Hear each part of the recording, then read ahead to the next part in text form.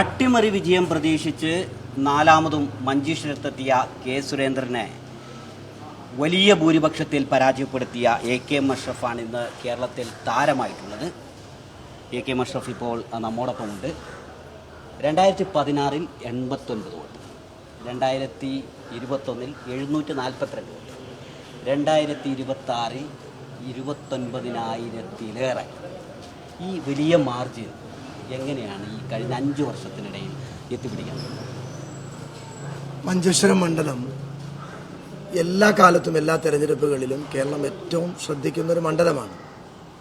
അതിന് ഏറ്റവും പ്രധാനപ്പെട്ട കാരണം BJP 2ാം സ്ഥാനത്ത്, BJPയുമായി ചെറിയ മാർജിനിൽ ഞങ്ങൾ ജയിച്ച് കയറുന്നു എന്നുള്ള ഒരു പ്രത്യേകത കൂടിയുള്ള ഒരു മണ്ഡലമാണ്. 89-ന് PV അബ്ദുൾ റസാഖ് വിജയിച്ചപ്പോൾ ഞാൻ ഇപ്പോഴും ഓർക്കുന്നുണ്ട് അദ്ദേഹം ചെയ്തൊരു കാര്യം. അദ്ദേഹം പുതിയ വണ്ടി വാങ്ങിയപ്പോൾ വണ്ടിയുടെ നമ്പർ 89 ആ വണ്ടിക്ക് നൽകിയത്.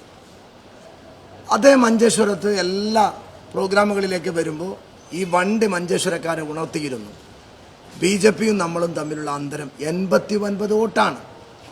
നിങ്ങൾ ശ്രദ്ധിക്കണമെന്ന് അറിയാതെ ഉണർത്തി 2018 ഒക്ടോബർ മാസം 20-ാം തീയതി ആ മനുഷ്യൻ വിട പറഞ്ഞു പോയി. മഞ്ചേശ്വരക്കാർ ബൈ ഇലക്ഷനിൽ അത് 7-ലധികമാക്കി മാറ്റിയ ഒരു ചരിത്രം കൂടി മണ്ഡലത്തിനുണ്ട്. പിന്നീട് വലിയ പ്രശ്നങ്ങളും കാര്യങ്ങളും വന്നൊരു ഇലക്ഷനായിരുന്നു. കോവിഡിന് ശേഷം വന്ന ഇലക്ഷനിൽ വീണ്ടും BJPയുടെ എല്ലാവിധ പണാധിപത്യം, നുണച്ചാക്ക്, കർണാടക ഗവൺമെൻറ്റിൻ്റെ സഹായമൊക്കെ ഉണ്ടായ ഒരു ഘട്ടത്തിൽ ഞങ്ങൾ 742 വോട്ടിനാണ് ഞാൻ വിജയിച്ച് കയറിയത്. തിരുവനന്തപുരത്ത് സത്യപ്രതിജ്ഞ കഴിഞ്ഞ് മണ്ഡലത്തിലേക്ക് വന്ന് അന്ന് മുതൽ ഈ മണ്ഡലത്തിൽ ആ 742 വോട്ടിൻ്റെ ഒരു ഡിഫറൻസ് വെച്ചുകൊണ്ടൊരു വർക്ക് നടത്തിയിട്ടുണ്ട്. തീർച്ചയായും ഞങ്ങളെ സംബന്ധിച്ചിടത്തോളം മഞ്ചേശ്വരത്ത് ലോക്സഭാ ഇലക്ഷനെ നന്നായി കൈകാര്യം ചെയ്തു, പഞ്ചായത്ത് ഇലക്ഷൻ നന്നായി കൈകാര്യം ചെയ്തു. അതിനുശേഷം വന്ന ഇലക്ഷനിൽ നല്ല ആത്മവിശ്വാസത്തോടു കൂടി എടുത്തു പറയുന്നൊരു കാര്യം, ഇന്ത്യയിലെ ന്യൂനപക്ഷങ്ങളുടെ വോട്ട് വെട്ടിമാറ്റാൻ ശ്രമിച്ച BJPക്കാരൻ്റെ SIRനെ ഏറ്റവും നന്നായി ഒരു അടി കൊടുക്കാൻ കഴിഞ്ഞ ആളുകളാണ് മഞ്ചേശ്വരത്തെ വോട്ടർമാർ. അതൊക്കെ ഞങ്ങൾ ഭംഗിയായി നിർവഹിച്ചിട്ടുണ്ട്. ഞാൻ തുടക്കം മുതൽ പറഞ്ഞൊരു കാര്യമുണ്ട്, 2001 റിപ്പീറ്റ് ചെയ്യും. ആ വോട്ട് ഞങ്ങൾ മറികടക്കും. എന്തായാലും ഒരു 25,000 ക്രോസ് ചെയ്യുമെന്ന് അറിയുന്ന കണക്കുകൂട്ടൽ എൻ്റെ കയ്യിലും ഉണ്ടായിരുന്നു. ഇത് 30 വരെ എത്തുമെന്നുള്ളത് ആ സമയത്താണ് കണ്ടത്. ഒന്ന്, ബിഗ് സല്യൂട്ട് ഫോർ മഞ്ചേശ്വരത്തെ മതേതരത്വ വിശ്വാസികൾക്ക് ഒരു സല്യൂട്ടാണ് ഈ ഭൂരിപക്ഷ സമയത്ത് നൽകാനുള്ളത്. BJPക്ക് ആധിപത്യമുള്ള പ്രദേശങ്ങളിലടക്കം എ.കെ. മഷ്റഫ് MLAക്ക് വോട്ട് കിട്ടിയിട്ടുണ്ട്. അപ്പോൾ മതേതരത്വം ഇവിടെ നിലനിൽക്കണം എന്നത് ഇവിടെയുള്ള എല്ലാ ജനവിഭാഗവും ആഗ്രഹിച്ചു എന്ന് തന്നെയല്ല അതിൽ നിന്നുള്ള സൂചന? 100%. ഇപ്പോൾ അവരെന്തൊക്കെ പ്രചരണം നടത്തി. കെ സുരേന്ദ്രൻ കുമ്പളയിലൊരു പ്രസംഗത്തിനിടയിലാണ് പറഞ്ഞത്, നിങ്ങളുടെ MLA അദ്ദേഹത്തിൻ്റെ MLA ഫണ്ടിൽ നിന്ന് ലൈറ്റ് കൊടുത്തത് മുസ്ലിം മസ്ജിദുകൾക്കാണ്, നിങ്ങളുടെ MLA റോഡ് കൊടുത്തത് മുസ്ലിം ഏരിയകളിലേക്ക്. ഇത്രമാത്രം വർഗീയ പ്രചരണം നടത്തി. അതൊക്കെ നടത്തുമ്പോൾ എൻ്റെ മണ്ഡലത്തിലെ ആളുകൾ അമ്പലമുറ്റത്തേക്ക് ലൈറ്റ് കൊടുത്ത, ചർച്ചിൻ്റെ മുറ്റത്തേക്ക് റോഡ് കൊടുത്ത എന്നെ അവർ നന്നായി ശ്രദ്ധിക്കുന്നുണ്ടായിരുന്നു. ഏറ്റവും വലിയ സന്തോഷം, എന്നഗജ പഞ്ചായത്താണ് BJPക്ക് ഏറ്റവും സ്വാധീനമുള്ള, അവരേറ്റവും വലിയ ഭൂരിപക്ഷം പ്രതീക്ഷിച്ച പഞ്ചായത്ത്. കഴിഞ്ഞ തെരഞ്ഞെടുപ്പിനേക്കാളും 3000 ചില്ലാനം വോട്ടുകളിൽ BJPയെ തളച്ചിട്ടുവെങ്കിൽ, പയ്യോളിക പഞ്ചായത്ത് പോലെയുള്ള 3000 വോട്ട് കഴിഞ്ഞ ഇലക്ഷൻ 3000 വോട്ട് ലീഡ് കിട്ടിയ പഞ്ചായത്തിൽ 200 വോട്ടുകൾക്ക് തളച്ചിട്ടെങ്കിൽ മഞ്ചേശ്വരത്തെ ജനങ്ങൾ വർഗീയതയെ അംഗീകരിക്കുന്നില്ല. മഹാഭൂരിപക്ഷം വരുന്ന ഇവിടുത്തെ ഹൈന്ദവ വിശ്വാസികൾ UDFനെയും മതേതരത്വത്തെയും അംഗീകരിക്കുന്നു എന്നുള്ളതാണ് ഈ തെരഞ്ഞെടുപ്പിൽ ഏറ്റവും സന്തോഷം പകരുന്നൊരു കാര്യം.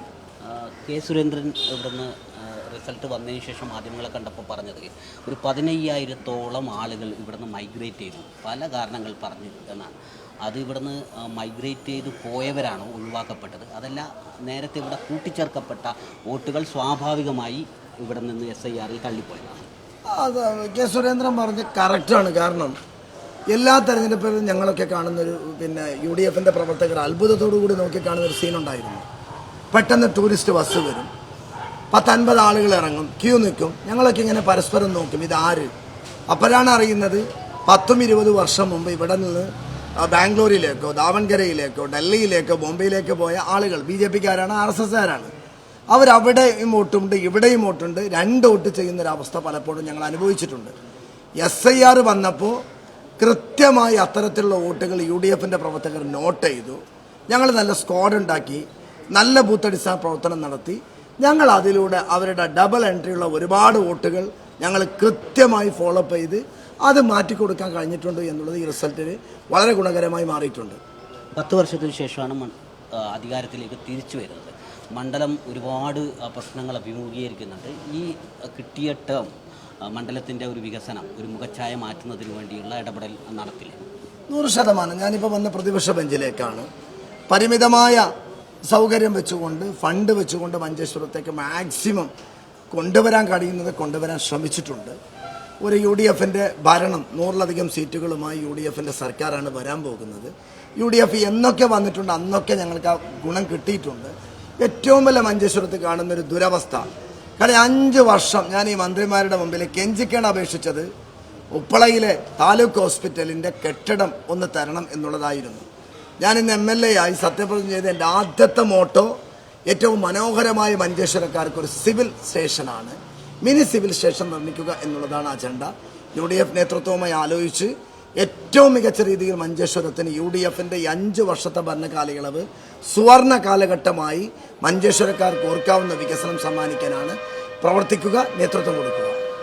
ഇവിടെ സൂചിപ്പിച്ചതുപോലെ മഞ്ചേശ്വരം എക്കാലത്തും BJP വിജയപ്രതീക്ഷ വെച്ചു പുലർത്തിയ ഒരു മണ്ഡലമാണ്. ഇനി BJPക്കും മഞ്ചേശ്വരത്ത് ഒരു പ്രതീക്ഷക്കും വകയില്ലാത്ത വണ്ണം വലിയ ഭൂരിപക്ഷത്തിൽ UDF വിജയിച്ചിരിക്കുന്നു. ഈ വരുന്ന 5 വർഷം മഞ്ചേശ്വരത്തിൻ്റെ വികസനത്തിൻ്റെ നാളുകളായിരിക്കും എന്നാണ് AK അഷ്റഫ് സൂചിപ്പിക്കുന്നത്.